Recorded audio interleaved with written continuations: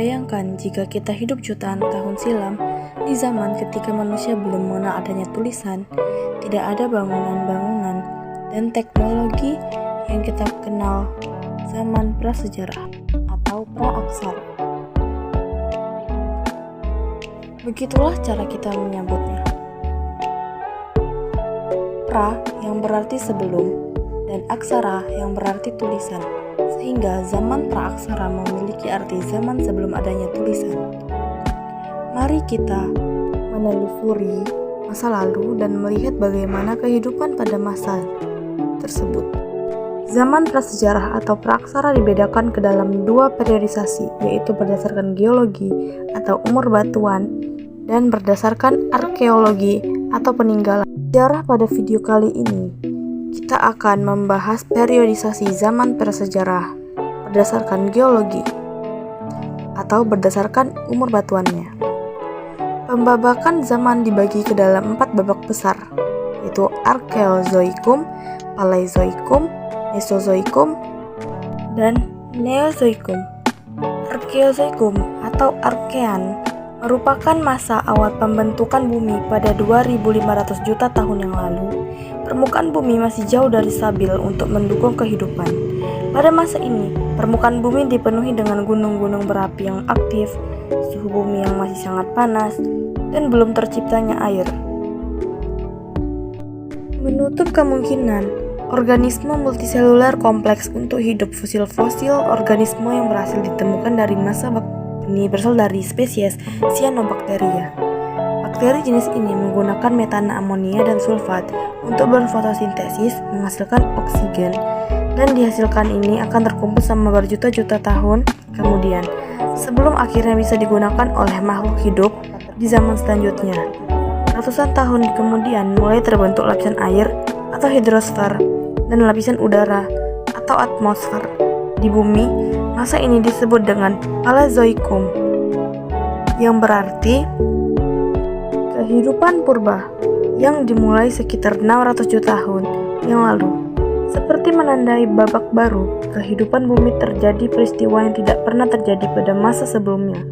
Pada awal-awal masa ini ditemukan fosil makhluk hidup dengan jumlah yang sangat melimpah.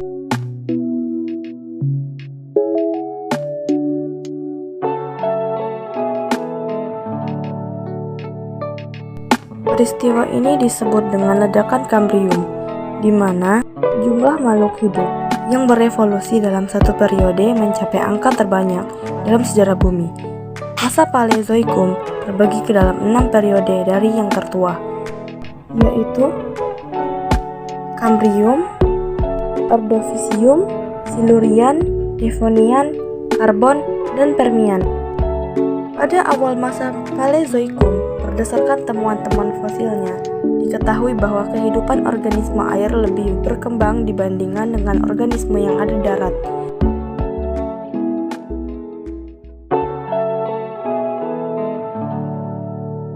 Hewan banyak dijumpai pada masa ini berasal dari spesies Arthropoda,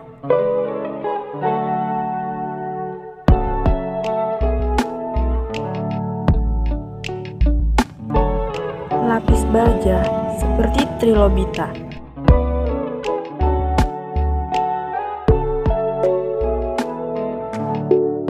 Salah satu hewan purba yang berasal dari masa ini dan masih bertahan pada saat ini adalah lili laut, bintang laut,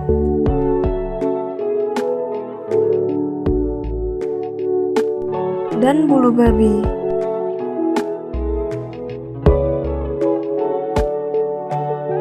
Walaupun sudah ada kehidupan di permukaan bumi, iklim bumi masih cenderung ekstrim pada satu periode, cenderung panas, dan pada periode lainnya dingin.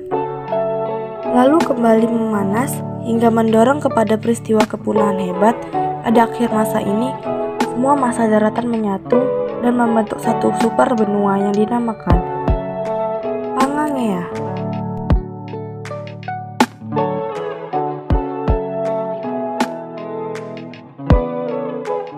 Massa daratan yang sangat luas dan panas ini memicu kekeringan hebat di permukaan bumi sekitar 95% makhluk hidup punah karena kekurangan oksigen, hujan asam, dan aktivitas vulkanik yang sangat aktif.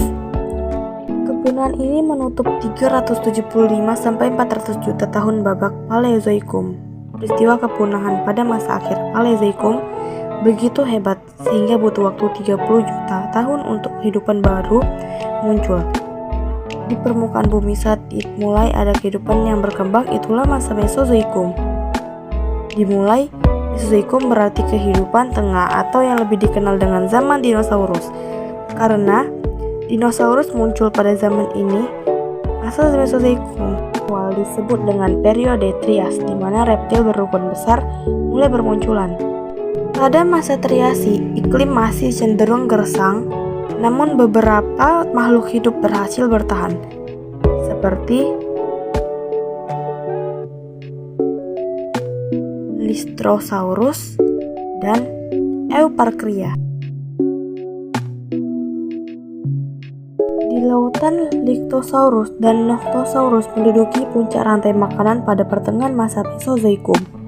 Dimulailah periode Jurassik pada periode Jure awal, yakni yaitu 200 sampai 175 juta tahun yang lalu.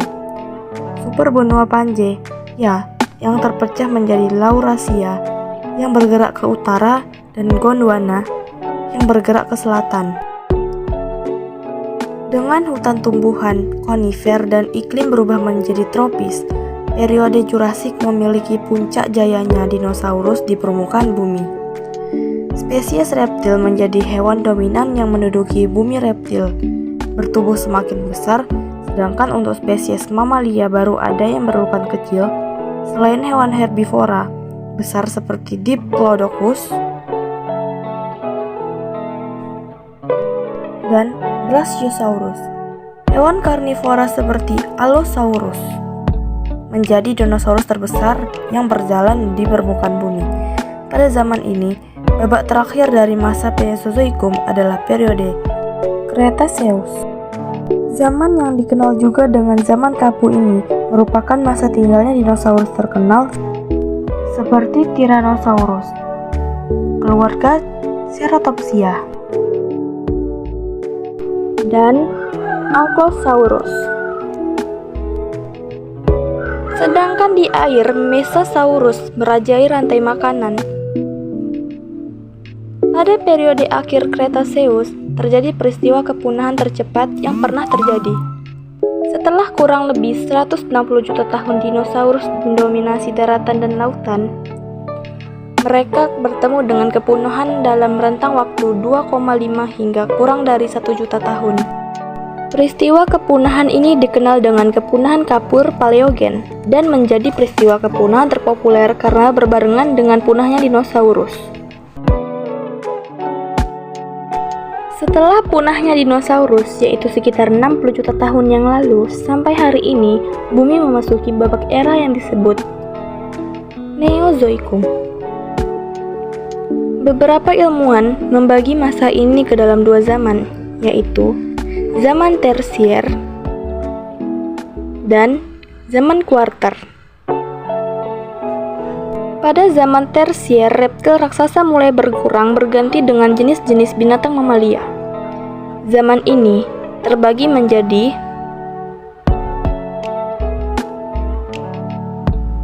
Paleosen, Eosen, Oligosen, Miosen, dan Pliosen. Pada awal zaman ini, iklim cenderung tropis, dengan mulai bermunculan mamalia bertubuh besar, rerumputan, dan tumbuhan bunga mulai berkembang. Munculnya mamalia jenis primata pun terjadi pada pertengahan zaman ini.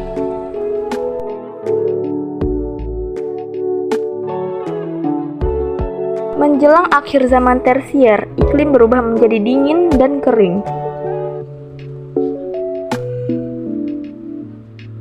Plyhippus, nama untuk kuda purba, dan mamut seperti mastodon mulai berkembang.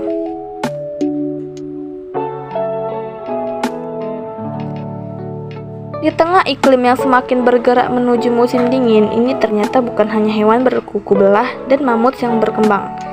Dari catatan fosil diketahui bahwa manusia purba pertama berasal dari zaman tersier. satu gunung berapi purba yang menjadi saksi bisu perubahan iklim dunia menuju zaman es Indonesia adalah Gunung Api Purba Ngelanggerat. Gunung ini diperkirakan muncul dari dasar lautan sekitar pertengahan zaman Tersier. Penampakan sebagian besar daratannya tertutup es menjadi pemandangan latar belakang paruh awal zaman Kuarter. Kala Pleistocene atau Diluvium, atau yang lebih dikenal dengan zaman es, penuh dengan binatang-binatang berbulu tebal, seperti badak berbulu tebal, rusa besar, dan harimau bergigi pedang. Kala ini berlangsung sekitar 2 juta sampai 10.000 tahun yang lalu.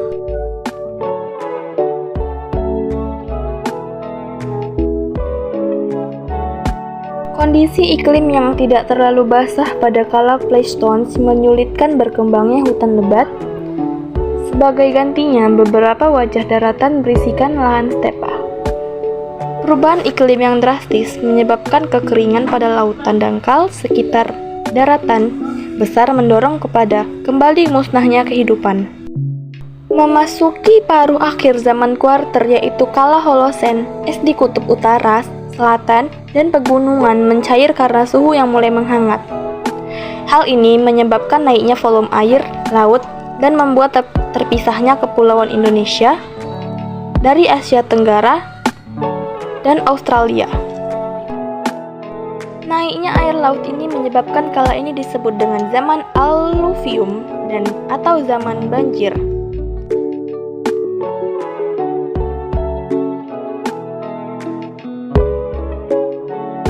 Siapa yang menyangka dari penemuan dan fosil-fosil kita dapat mengetahui kisah pembentukan kehidupan bumi yang terjadi jauh sebelum kita lahir. Begitulah sejarah menyisakan cerita untuk kita. Dan kini giliran kita untuk meneruskan cerita tersebut.